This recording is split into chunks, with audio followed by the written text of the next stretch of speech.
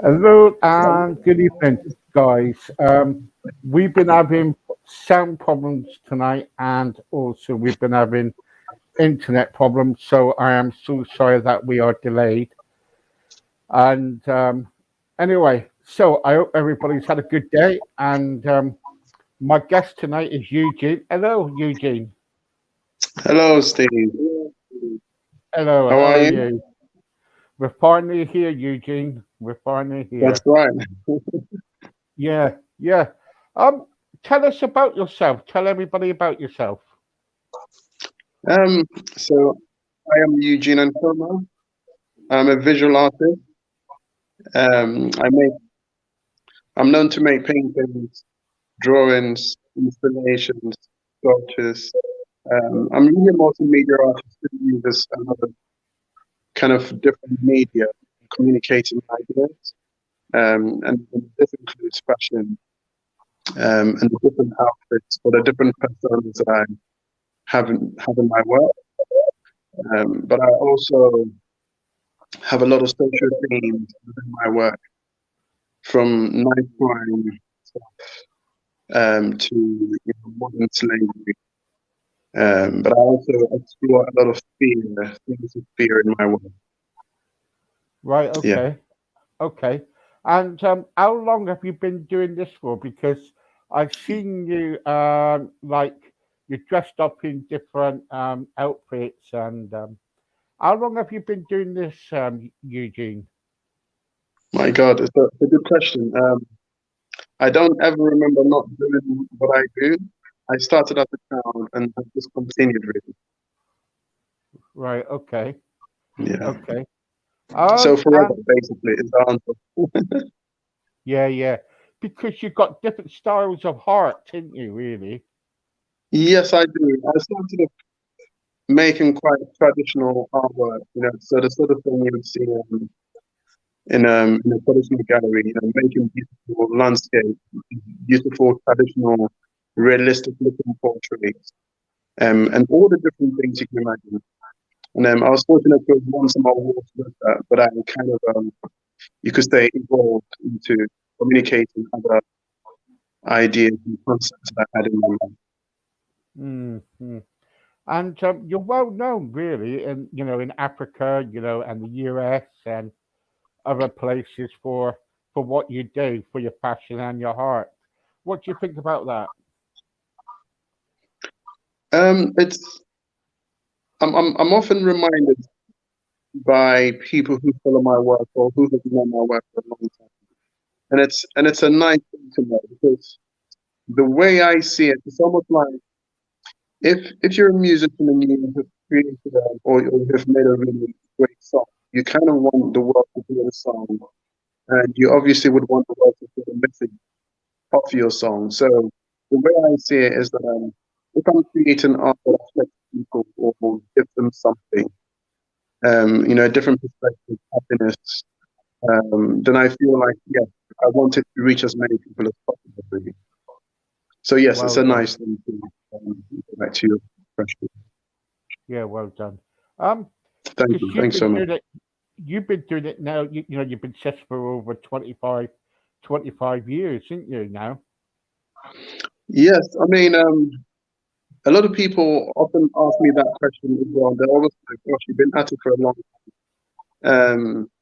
I mean, the 25 years is kind of like doing it professionally, but you can imagine that I've been at it for a lot longer than that.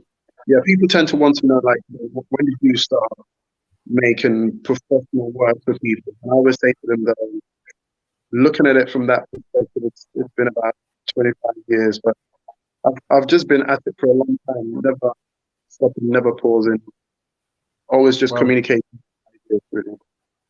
Yeah, well done for that. Well done. Thank you so much. Thank you. Yeah. So you've really you've done, you've got a lot, you've got many art awards and under your belt, and you do private commissions too. So um, who have you done any private commissions for anybody famous? Yes. So some people may know that I've been to a lot of award ceremonies and that type of thing. And during these events, I've been fortunate to meet celebrities from film, music, and some of these guys, have some of my work, drawing, painting, different things. Yeah, I mean, I could make people like Philip Salmon, Dizzy Rascal, the rapper, Sandy Newton, Michael Horowitz, who's the writer. Yeah, there's quite a lot of them that I've met over time. Yeah, yeah. Just name a few. Yeah, yes, right. Um, wh- it include Yuri Geller. That was a quite good commission, wasn't it? Yes, a pretty interesting guy. I was introduced to him by a friend at an exhibition that I went to in the city somewhere. Yeah, we ended up just talking. He saw my work. And he was really interested in representing me, almost like being like a manager to me. So that's how I met him. Yeah, yeah. Let's get back to like your childhood, because your childhood was spent in Ghana That's right. uh, with your parents and and your four siblings. That's it. Uh, what was that like? What was do you prefer where you are now or Ghana? Do you know what, Steve? I see it as a mix in the sense that we don't obviously choose where we go and where we end up as children. And Ghana was where I was taken. And Ghana is such a beautiful place. Um, what I think in the end is that Ghana gave me, or was supposed to give me something different, was to give me different experiences. And London or England was to give me something different. And I think I am, in the end, a kind of amalgamation of the two. And I think I'm very lucky. Again, I've been told by many people that I'm really lucky that I've had this two perspectives to kind of grow into, to be inspired by. So I see each as a kind of, I see each as a separate experience has again formed who I am as a person. So as you know, the more richer your experiences in life, the better you are in terms of projecting it if you're creative. So it's given me a lot of experience and a lot of what's the word? Great inspiration to draw from in terms of what I experienced there, what I experienced in London. Yeah, yeah. Um, you know, do you have a faith? Do you have a Yes, faith? I'm a Christian. Yeah. Oh, brilliant, really good, really good. So am I. Really, thank you very much. Yes, I realize. Yeah, yeah, that's okay. Um, so you've done solo exhibitions and you've done displays, include included in some of that. You've done Buckingham Palace, is that right? Yes, that's right. So I designed a flag that went on top of Buckingham Palace with some other designers years ago. I think it was one of these huge celebrations, maybe the 50th anniversary of the Queen's reign, or one of those. I can't even remember now, see, but it was, um, yeah, it was. I designed a flag that went up there. Yeah, yeah. And what did you do for the Royal Festival Hall then? I had a series of paintings that I had made at that time. I was invited by an artist friend of mine. Um, I made some sculptures. I made some books as well, which, to my surprise, at the time, all sold out within one day. Yeah, that was how I ended up showing in that store. Yeah, yeah. Um, you've done like international TV, you've done radio. Um, who is your inspiration in what you do? You know what, Steve?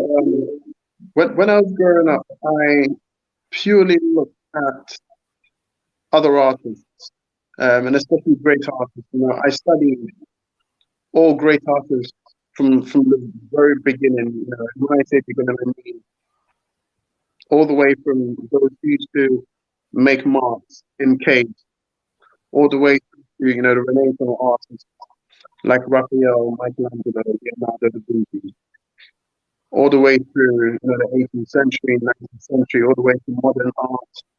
You know, looking at the likes of Picasso, you know, um, yeah, I just studied and brought in as much as I could into my mind, into my practice, and just learned so much. So yeah, it's like, you know, I remember a friend of mine, another known British artist, Stuart Semple, was once looking at, you know, my portfolio in terms of my early work. And the thing he said was, you know what, Eugene, looking at your work is like looking at the whole of 20th century art history. Um, so, you know, I've taken a lot from many different artists that I've studied and really been inspired by many different people. Yeah, yeah. While you're on, I'd like to ask you a few questions about your fashion. Yeah, sure. Yeah, yeah. So, where do you get your ideas about your fashion to? Do you know what, Steve? It's it's quite a strange one in the sense that the way I put myself together is similar to the way I put my paintings together. I don't think my brain sees it as anything different. It just sees it as, you know, color, pattern, and in a sense, symbolism. You know, that's a short version of how I would explain it. It's the same thing. You know, if I have a canvas in front of me, I think about shape, I think about, you know, pattern, I think about line, I think about color, and I think about balance, and I think, you know, and I think of symbols in terms of communicating to the viewer. I think my pattern sense is exactly the same. Because you're very spontaneous, aren't you? Really? Absolutely, I think it's so important. I think we often overthink things. You know, I think we often overstress because we feel like there's a particular way of doing things. When in fact, in most cases, what we're trying to communicate is already there. I believe something that the moment your mind starts giving you an idea, in a sense, the idea that you have building up is the sketch, and we should be brave enough to just express it after that, without fear. And even if you express it and, you know, it doesn't look like it's coming out the way you want, I think with a bit of perseverance, you realize and find out it will take you where it needs to take you. Yeah, yeah. Well done, well done. Yeah, Um, thank you. I'd like to bring a subject up which is close to my heart, which Yes, is I hope you don't mind. It's about Black Lives Matter. yes, sure. Is that okay? Of Um, course, absolutely. and what do you think about it? Because there was a great big upheaval about it, Yes, in the UK here, yes, especially in London and all over the place. Um, what do you think about that? Because racism, we need to stamp racism out because at the end of the day, absolutely. we're all equal, aren't we? We definitely certainly are. You Yeah, I know, so mean, I think Black Lives Matter represents a lot of different things, but perhaps one of the most obvious is a sense of um, And when I say this, I don't mean it coming from just black people, but I think it's coming from a generation who understand and are fed up of the sense of oppression. I think one of the most beautiful things, during this lockdown and during the protests around the world was that it wasn't just black people coming together and sort of shouting out the need to stop or to stamp out racism. It was the fact that again, many different people from different parts of society, from different cultures, all coming in. Because I think this is the 21st century. We have learned a lot, and we're in a position where the world is like, do you know what? Actually, what's the reason behind all of these things? Why are people still being suppressed and pushed down? Be it directly or indirectly. I think the human race, and when I say that, I mean those who understand, are set up. Yeah. Yeah. I totally agree with you, and I think at the end of the day we're all equal, and Definitely. and as a Christian, I believe that God has made everyone and equal as possible, whatever Absolutely. whatever color we are, we should all get on. That's Definitely. what. And something else as well, Steve? It's just like how you asked about, my experience with kind of and being in London. I see it as two different experiences that have all benefited me, as I explained. God did not create other races or should I say different races by accident. The world is a far more interesting place when you have Indian, black, white, you know what I mean? Chinese, Japanese, Indonesian. So much more interesting that way. Why would you wanna? Why would you wanna have just black people on the face of the earth? Yeah. It's so much more interesting to have variety, Yeah. right? Yeah. It's and I think it comes down to behavior and stigma too. You know what I mean? Of course, of course, Yeah. Now of course. let's get to the point where what you're wearing now, because not people come on here now, and they're going, "What the heck? What's he wearing?" And I know it's a part of your fashion. Do you, Sure. you know, someone just contacted me on my radio because Yes. there's a radio connected to this, All right. and someone called Sebastian says, would it be possible if you can ask Eugene Yes. if he wears that out in the open air when he goes out generally around where he lives? No, Yes. Is it Sebastian you said? yeah, Yes. Hi, Sebastian. Good question. I've been asked this question so many times. What I want to say is that I'm a performance artist as well. And this means if I have a concept and I'm going out to project my ideas and to interact with the public in giving out my art or my messages, yes, I do. And in yeah, fact, I do this whenever I feel like it. I think one of the things that one has to do in order to really express themselves the way I do is to kind of deal with the fear factor. The what will people say? But I think once you find a way to get over that, you can really be yourself.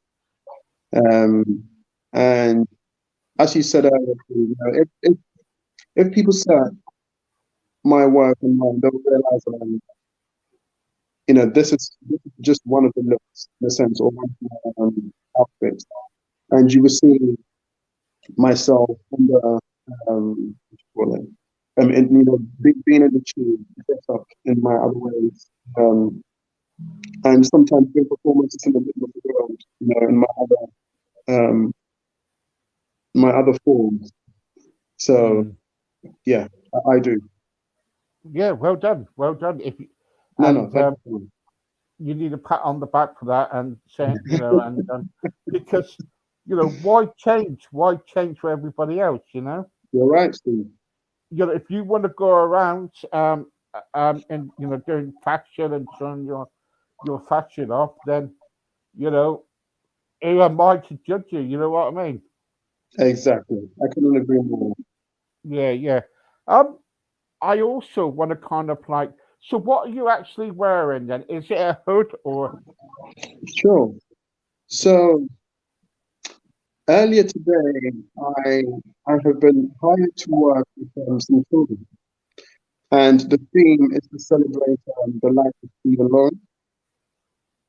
Um, as some of the viewers may know, Stephen Lawrence was murdered, I think, in the 90s. This was a racist attack.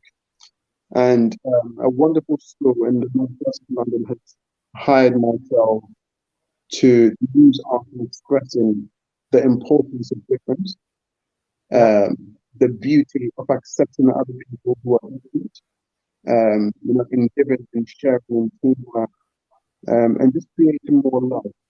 And I think for a school to have to take this topic on with children is incredible because I think we'll all agree we live in a time where these important messages have to find a way, or we have to find a way of keeping our young people as early as possible so they can grow into it. They can grow into the idea that they'll grow with other people around you who may be from other parts of the world who speak different languages. And it's actually a beautiful thing, not a bad thing. Yeah. yeah, and totally agree. Well done for that. Well done. No, thank you so much. It's been a Um, lot of fun, I'll tell you. Yeah, yeah, yeah. I think young people need to be, they need to be aware, don't they? Really? completely. And they need to be aware because we often downplay their contribution to the solutions, or should I say, the contribution to the problems in the world. And by presenting it to young people and giving them the space and the platform to speak or to express, we realize that they have often very simple ideas that we overlook, which goes to solve problems around. Yeah, yeah. What do you think about? I want to go on to another subject. Yeah, Uh, sure. what do you think about knife crime? Horrible, horrible, horrible. Um, yeah, it's a subject and a topic that really affects me in terms of the tragic numbers of young people, especially that have been lost. In fact, of anybody who's had to die to it, but especially the young ladies or young people, it's really completely so tragic and so sad. And it's the reason why a couple of years back I decided to use my art and in a sense contributing to the fight that we're all doing, against it. Mm, yeah, yeah. It's really bad.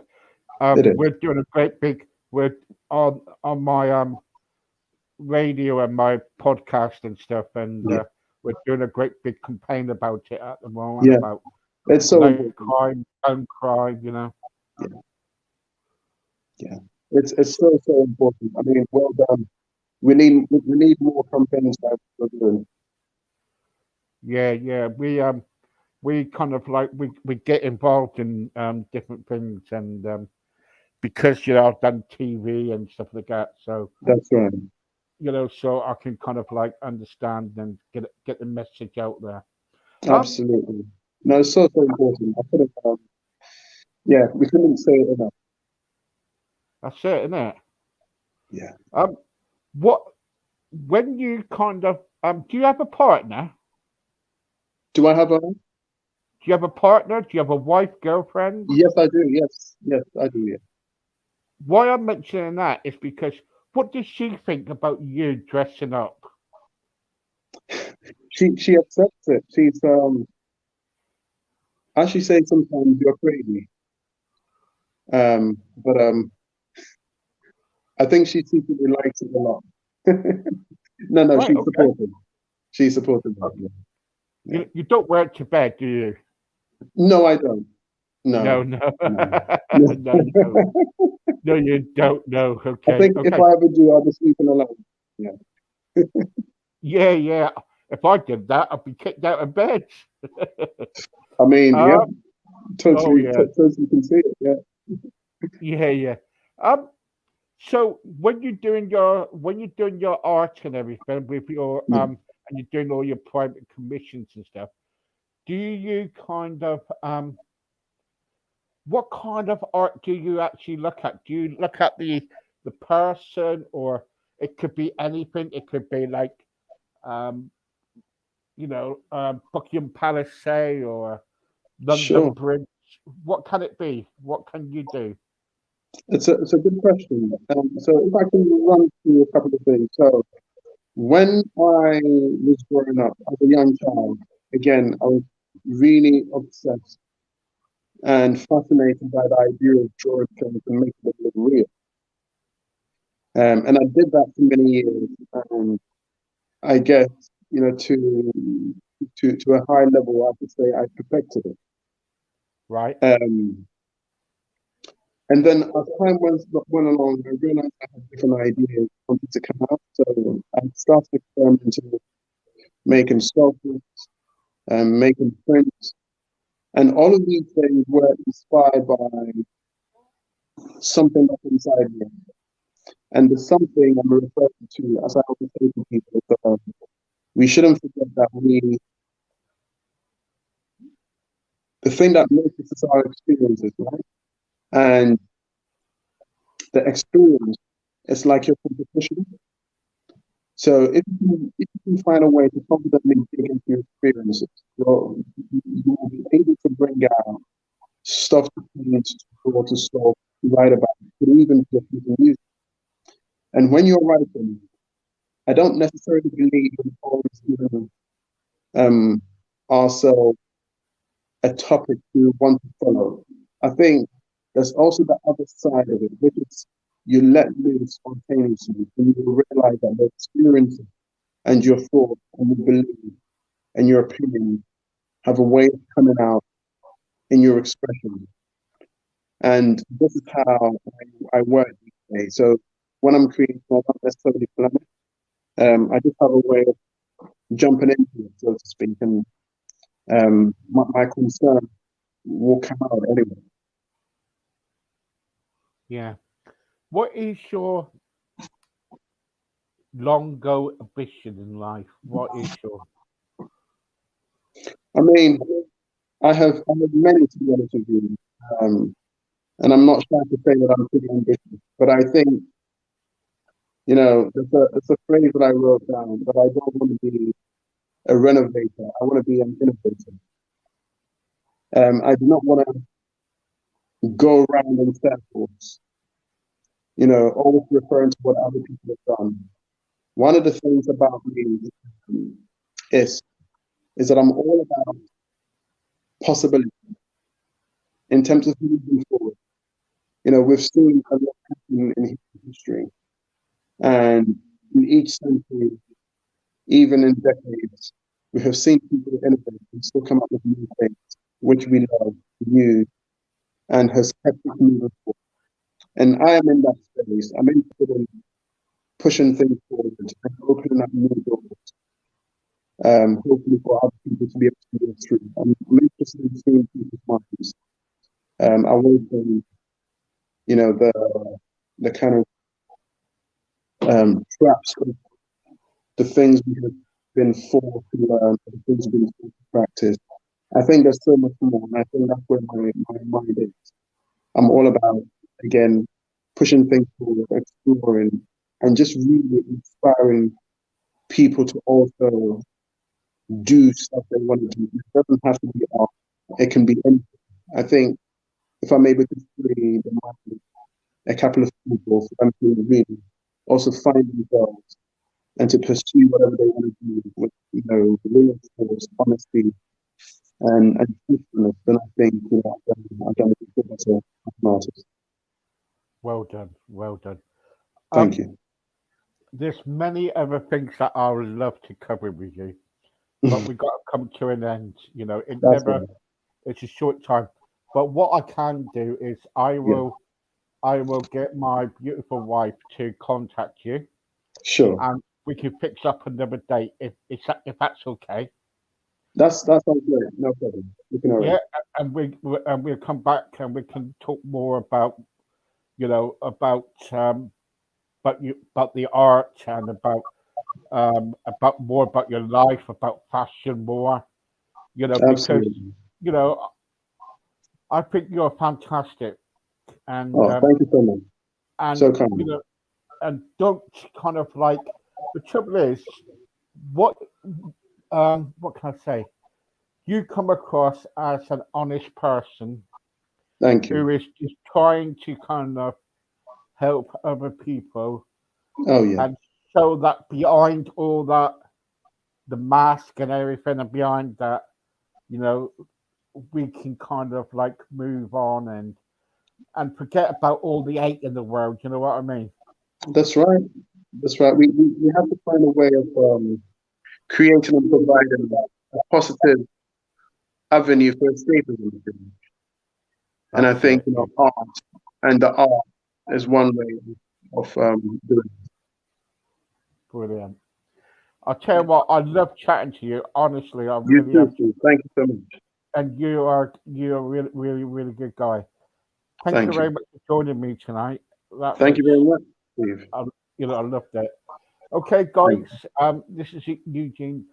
I tell you what, sometimes we can all wear masks in life, but at the end of the day, we don't have to hide behind our masks. We can kind of like come out, take our mask off, and whoever we are in life, whatever we are, we could be, we could be, black, white, we could be anybody. At the end of the day, we're all equal, and just be nice, guys. Be kind to one another. That's all I ask anyway. And thank you very much for joining me tonight. And hopefully we'll get back Eugene very soon, and we will do a question and answer with him. But in the meantime, take care. Good night. God bless. God bless Thank you, you. guys. Thank you.